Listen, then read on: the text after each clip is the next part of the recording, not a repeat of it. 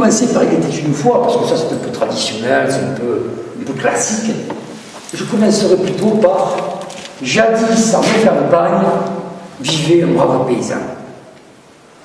Honnête,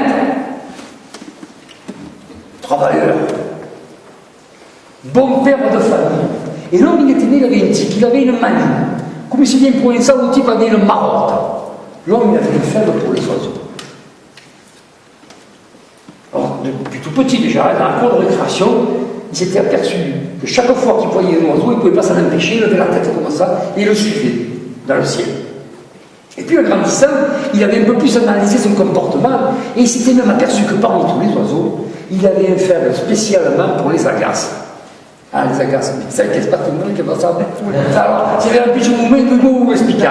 L'agace, c'est un cerf nègre, nègre, mais le pitre blanc. Et tout ils ont une bête, une quoi. Tout le monde a compris que c'est une qui, eh bien voilà. Il avait un faible particulièrement pour les pies. Alors chaque fois qu'il envoyait une d'agace, il fallait qu'il la gante.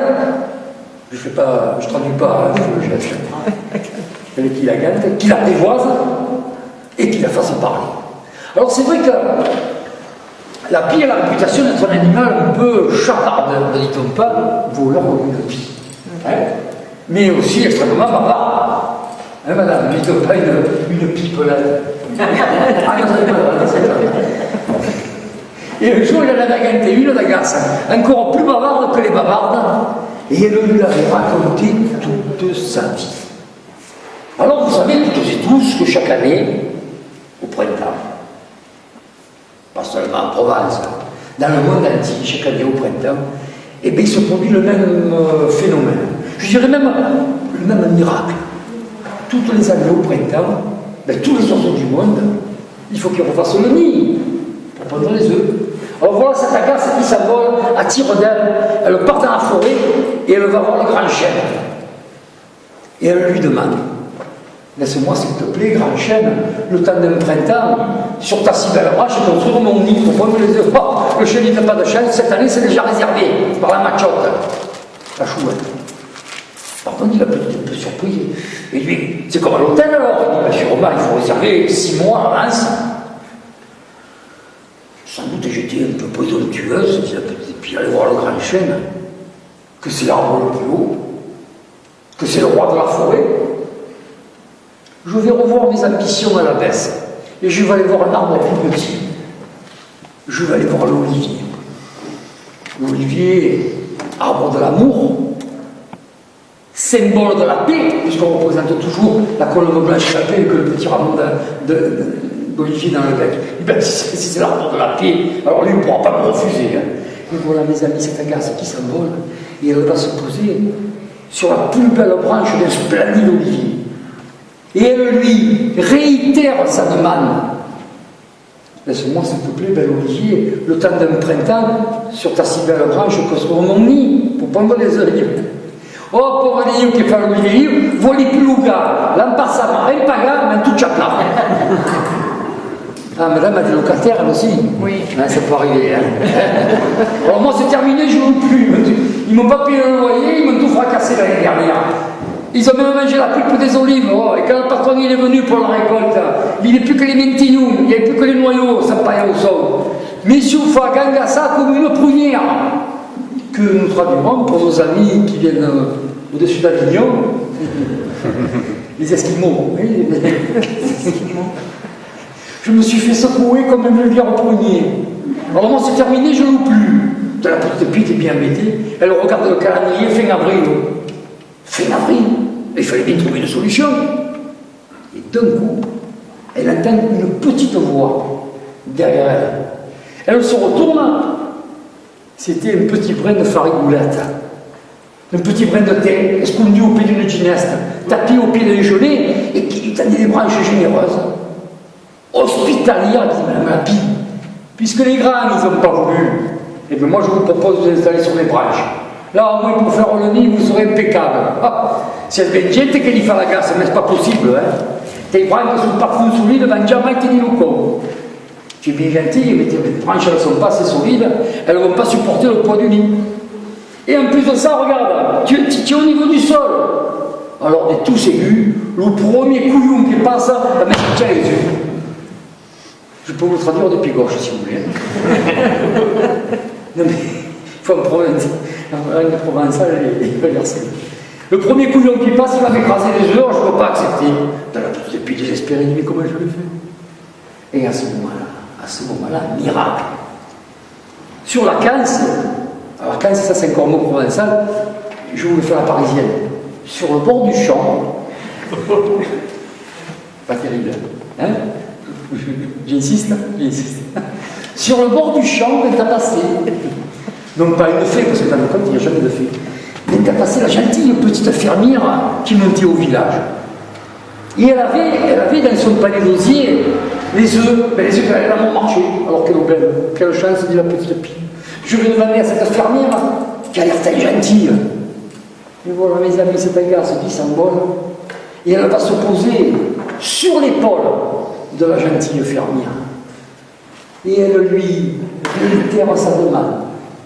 Laisse-moi, s'il te plaît, gentille petite fermière, le temps d'un printemps, sous la génoise de ta bastide, sous les tuiles de ta ferme, que sur mon nid, pour prendre les œufs, et dit, ben t'as pas de chance, je viens de signer un bail amphithéotique de 99 ans avec l'hirondelle. Il dit, ben là, vous avez une vieille écurie, il n'y a plus de toiture, moi je ne suis pas exigeante, ça me suffit largement. Il dit, ah, c'est pas possible, ça c'est réservé aux oiseaux de passage. Parce que tout le monde sait ici, ce soir, ben, qu'il faut toujours garder une petite place pour les oiseaux de passage. Ça fait penser que ce soir, je ne sais pas où je vais dormir, hein, madame. Mais bon, c'est pas. Ça, c'est une aparté, hein. C'est une aparté. Oh, la petite pie complètement désespérée, mais comment je vais faire? Et à ce moment-là, miracle. La gentille petite fermière, elle a une idée de génie. Elle se penche, et sur le bord du champ, sur la faille, là, elle prend trois petits brins d'herbe. 1, 2, 3. Ensuite, la gentille petite fermière en trouve son corsage, elle prend les brins d'herbe et puis elle les dépose là à l'intérieur. Et puis après, tout doucement, délicatement, mais pour ne pas lui faire mal, pour chier tout doucement, elle prend une petite agace dans sa main, comme ça, et hop, elle la dépose là à l'intérieur. Et puis, bien que nous vivions dans une région privilégiée, et bien parfois au printemps, même chez nous, il arrive qu'il fasse un peu frais. Hein. Alors la fermière referme son corsage. Et bien mes amis, vous me croirez ou vous ne me croirez pas, mais c'est depuis ce jour-là que dans le monde entier, pas seulement en Provence, mais depuis ce jour-là dans le monde entier, toutes les femmes ont dans le cœur un petit oiseau qui chante. Il ne me donnait plus de cerise. 5 ans qu'il ne me donnait plus de cerise. Ça faisait moins de 3 ans, il ne me donnait même plus un brin d'homme. Alors tous mes collègues qui venaient à la maison me disaient, mais propose-le ce cerisier. Et c'est vrai qu'un cerisier devant une bastide, c'est triste. Quand il est mort, bien sûr. Alors vous savez, je pense qu'on fonctionne tous à peu près pareil.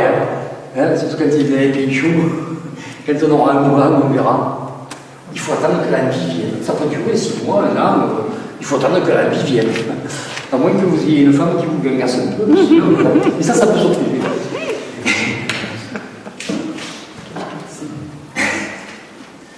Un matin, je me lève, je ne sais pas pourquoi, c'est pas ma femme qui m'avait gangassé, j'avais un.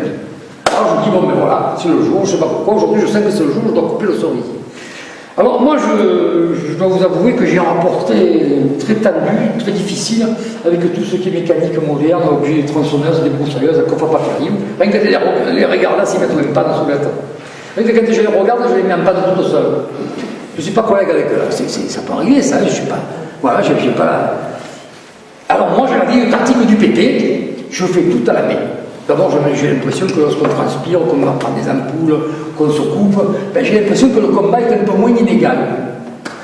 Et donc, moi, quand je dois couper un arbre, je vais chercher la loupe de mon grand-père qui est dans la rotise. Alors, la loupe, pour ceux qui ne savent pas, le mot en français, c'est le passe-partout. Bravo, monsieur. Les autres, ils sont restés comme ça. Les autres, ils sont restés figés. Hein. Monsieur pourra revenir en deuxième semaine. C'est le passe-partout. Ouais. Non mais, mais ça c'est taper la loupe, je le passe partout. Et donc, le gros inconvénient, et l'avantage, c'est que la chaîne ne le saute pas. Mais l'inconvénient, c'est qu'il faut être 2. Alors moi, je vais solliciter je vais solliciter mon voisin qui est toujours de bons conseils et qui, en plus de ça, ne rechigne jamais à me donner un coup de main. Alors je vais le voir, je lui dis écoutez, aujourd'hui je suis un peu d'accord, si vous voulez, on y va. Il me dit ok, ça faisait déjà quelques temps que je lui en parlais. Et nous voilà partis tous les deux, alors bien entendu, mais l'escale, avec l'échelle, tout ce qu'il faut. Alors, il y avait l'échelle, la loupe, le sécateur, le volant et la faucille. Voilà. Et nous voilà partis, donc l'échelle sous le bras et, évidemment, la bouteille de rosé. Pour faire équilibre, hein, c'est pour faire équilibre. Et on arrive là, il me dit il est où ton graffinier? Il dit mais Zaquet. Alors il s'approche comme ça, il regarde dessous, il me dit mais Pichou, le graffinier n'est pas mort, faut pas le couper. Je dis comment il n'est pas mort? Ça fait 5 ans qu'il me donne plus de cerises. Ça fait 3 ans qu'il me donne même plus maintenant moi. Je dis il est mort. Il me dit je ne voudrais pas avoir l'air d'insister, mais tu vois là-haut, complètement là-haut. Ça c'est la branche de l'espoir. Je ne sais pas vous, mais moi j'ignorais complètement ce que c'était. Je dis ça veut dire quoi? Il me dit je te dis que ta branche n'est pas morte. Ton arbre il n'est pas mort, il y a la branche de l'espoir. Monte, va voir. Alors quand il escale, il dit bon, arrive. Prenez la branche comme quoi, si plague ne rompe pas, elle se plie, elle ne casse pas. Et j'ai dit, vous avez raison, il n'est pas mort. Il me dit alors, je dis, qu'est-ce que vous préconisez? Il me dit, mais il faut que tu enlèves toutes les branches mortes, tu laisses plus que le fût. Au milieu, au charpentier, il viendra, bien entendu, l'ail de Pierre, Tommy Loufray, qui tient, ça tout pétard. Il me dit là, il faut que tu le cautérises parce que le chien, il va le faire éclater. Et puis alors, il me dit les pieds. Il m'a dit alors, sur les pieds, regarde bien, c'est dans un état. C'est vrai que le cerisier, il est un peu comme l'olivier, il n'est pas très sociable, il n'aime pas trop les voisins. Surtout quand tu lui marches sur les pieds, hein, il n'aime pas trop. Il me dit alors surtout, tu nettoies bien les pieds. Mon voisin s'en va, il me laisse seul avec mon travail. Moi je reprends l'échelle, je fais scrupuleusement ce qu'il me dit. J'arrive à toutes les branches mortes. J'arrive au niveau des charpentières, je bouche un peu, et puis j'arrive à attaquer les pieds. Alors comme je vous dis, moi je n'aime même pas les gars. Ouais, je n'aime pas trop les gars. J'agate comme ça, j'aboie le coup de foulard, et ce qui devait arriver, c'était pétardilla, d'arnavé, d'escurolingues, et plein de ronces. Évidemment, ce qui devait arriver est arrivé, je me pique. Et de la paume de ma main, je vois surgir une goutte de sang. Oh là là, je me dis du sang dans la terre, un mauvais symbole. Qu'est-ce que je fais? De peur que ça porte malheur, de peur que personne ne m'ait vu. Avec le pied, je tape vite, mais à ce moment-là, il y a une seconde qui tombe. Je le rattrape encore, puis le troisième, puis le quatrième. Alors là, je me suis un peu affolé, je me suis le pantalon, et il me fout sur le pantalon, il me voit la partie. Je la surtout en plein, tout comme ça, je parle. Je ne sais jamais ce qui peut se passer, un malheur. Bon, non, je reviens pour prendre la bouteille de rosé. Je vais chercher la bouteille de rosé.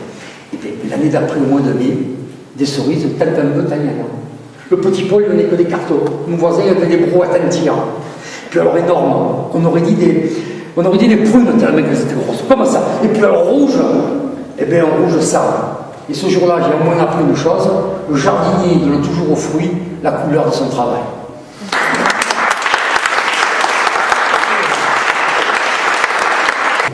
Oui, alors, non mais c'est vrai, vous avez remarqué dans ce monde de fou qui va s'intervenir, les gens sont distraits, ils oublient tout, ça me paraît tout. J'ai un exemple qui m'est arrivé personnellement. Je ne vais pas vous raconter ma vie, mais comme on est en famille. Je suis parti faire ma tournée exactement le 30 juin, voilà, donc un mois à peu près, tous les jours. Voilà.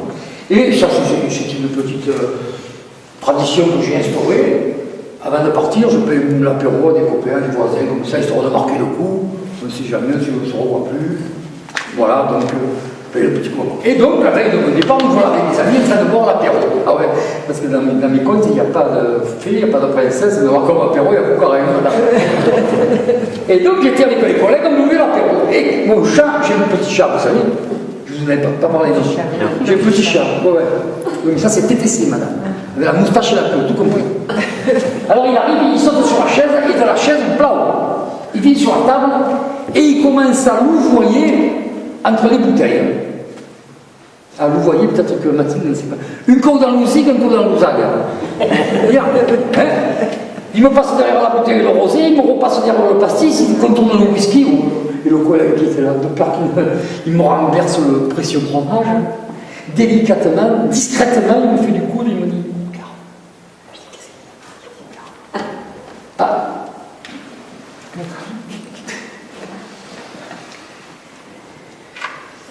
Je m'approche tout doucement, je regarde, mon chat avait dans la gueule un petit bout de papier. Un petit bout de papier. Alors moi qui vis d'illusion, je me suis dit, ça c'est ma voisine. Là, sachant qu'elle est un peu timide et moi célibataire, qui par intermédiaire de mon chat m'a envoyé une déclaration d'amour. Ça coûte rien de rêver, hein, madame. Hein, enfin, le plus dur, c'est le réveil. Alors je m'approche tout doucement, délicatement, je lui ouvre la gueule, je prends un bout de papier, mais quelle désillusion, quelle déception. C'était pas un mot d'amour de ma voisine, non. C'était un billet de 20 € que quelqu'un avait dû perdre. Je vous dis, les gens ils vont tellement vite qu'ils perdent tout. Alors ce billet, je le prends, je l'essaye, impeccable. Il est juste à la mesure de ma poche. Alors je l'interroge, je lui dis, mais dites-moi, beau billet, que me vaut l'honneur de votre visite par l'intermédiaire de mon chat? Vous savez ce qu'il m'a répondu? Je suis venu t'apprendre à être riche. Je dis alors là, la richesse n'étant pas de mon lot, je suis monté au village et ce billet de 20 €, eh ben, je l'ai vidé avec les 3 premiers toucatous que j'ai rencontrés. Ça, je l'ai dit, c'était il y a un mois. Et il y a à peu près 7-8 mois, vous savez ce qui me ramène mon chat? Une montre. Une montre en or. Et qui fonctionne. Alors je l'écoute, elle fait tic-tac, tic-tac. Je l'essaye, impeccable. Elle est juste à la mesure de mon gousset.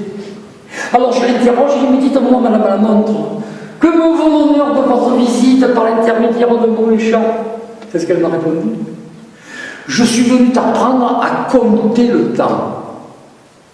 À compter le temps. Moi qui ne compte jamais rien. Et puis, l'exactitude n'étant pas vraiment la plus grande de mes qualités, ben cette montre, j'ai été l'offrir au premier fonctionnaire qui passe.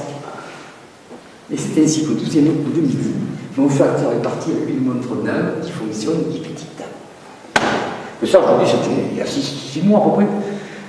Ben, il y a un an, peut-être un peu plus, un an et demi. Vous savez ce qui me ramène, mon chat? Un sourire. Je vous l'ai dit, les gens perdent tout. Un sourire que quelqu'un avait dû égarer sur un dur chemin de la vie moderne. Alors ce sourire, je le prends. Impeccable. Il est juste à la mesure de mes lèvres. Il me rajeunit. Il m'illumine le visage. Alors je l'interroge, je lui dis, moi, beau sourire, que me vaut l'honneur de votre visite par l'intermédiaire de mon chat? C'est ce qu'il m'a répondu. Je suis venu t'apprendre à être heureux. J'ai dit, alors là, sauf le respect que je vous dois, monsieur le sourire, eh bien je suis déjà un homme heureux. Je vis en Provence, pour moi c'est vraiment paradis.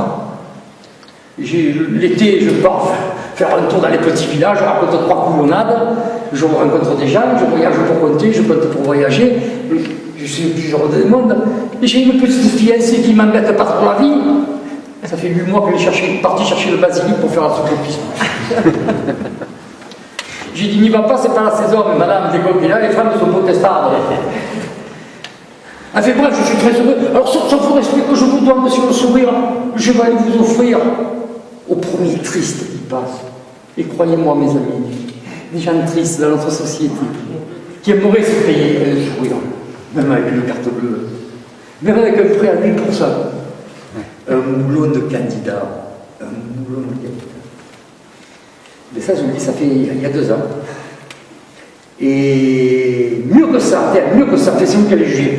Un soir d'hiver, il y a 3 ans, un soir d'hiver, un froid terrible. Un froid terrible. Je suis couché, je suis bien, je suis heureux, je suis sur la couette, vous savez. Vous savez, c'est son rayon, on entend le Mistral qui souffle, là, et directement installé sur la couette. J'étais heureux. Je venais de terminer la lecture des méditations métaphysiques. Et j'étais couché avec le petit Robert. Non, c'était la rousse, excusez-moi. Oui, je suis désolé, moi j'ai une très faible pour lire des cartes, il me faut dire bon. Donc j'étais couché avec la rousse et on allait attaquer le discours sur la méthode, pour vous dire. Lorsque tout à coup j'entends frapper. En bas. J'habite un petit bastille à mon étage. Je descends en courant, j'ouvre la porte des gueules. Vous ferez, le Mistral, nous sommes pas mal. La sécurité, le froid. Je ferme la porte, et je pensais, mais c'est qu'elle est pentaillaise, une branche, qui pique un peu froid. Peut-être que c'est une branche, ça peut arriver. Alors, fermez la porte, et je vais probablement me coucher. Et puis, comme il y a encore, ça refrappe à nouveau. Je retourne, dormir mal, j'ouvre encore. Début, nous ferons le Mistral, nous sourions pas mal. Je dis, mais putain, faut piquer. Il ne comprend plus rien. Puis d'un coup, je regarde, et qu'est-ce que je vois dehors, à l'extérieur, sur le paillasson? Un petit chat. Mais un tout petit chat. Alors ce chat, je l'ai pris, je l'ai posé dans ma main. Impeccable. Il était juste à la mesure de ma paume. Alors je l'ai pris comme ça, entre les pattes, je l'ai bien regardé. Au droit dans les yeux, je lui ai dit, dis-moi, serais-tu Dieu? Vous savez ce qu'il m'a répondu? Miaou. Oui, mais si je vous avais dit qu'il a aboyé, vous n'auriez pas cru. Hein? Ma mère, elle me dit des histoires, elle ne tient pas debout, je suis désolé, un chat s'appelle miaou. Mais attention, moi j'ai l'oreille fine. Parce que vous avez remarqué, les Parisiens, quand ils veulent parler comme nous, ils disent taper ou sta où. Hein? Vous avez remarqué comme il faut. Et mon chat, il n'a pas dit miaou, il a dit comme taper ou comme sta, il a dit miaou. Bon, c'était un chat de quartier, il avait l'accent provençal. Alors moi, je comme je suis, un cacou provençal, pour dire pas bien entendu, on laisse des fois, au mi-temps de l'hiver, comme encore. Moi qui suis un peu chauvé, ce brave chat, je ne pouvais pas le laisser dehors au beau milieu du... Ça va? On est là, hein, coucou? Voilà. Donc, mais oui, ce petit chat, je ne pouvais pas le laisser dehors. Alors ce chat qui est au carton, on va dire, les farindras, je les fais rentrer. Les sécages, je les séchais. Les calinias, je les caressais. Les doumins importés là, je donnais un peu de lait. Et bien moi, mes amis, j'avais tout donné. J'avais donné le billet de 20 €. J'avais donné la montre en or. J'avais donné le sourire. Et moi, pas un bouillon. Ce petit château, je me le suis gardé parce que tout le monde a compris que c'est lui, ultérieurement, qui m'avait tout ramené.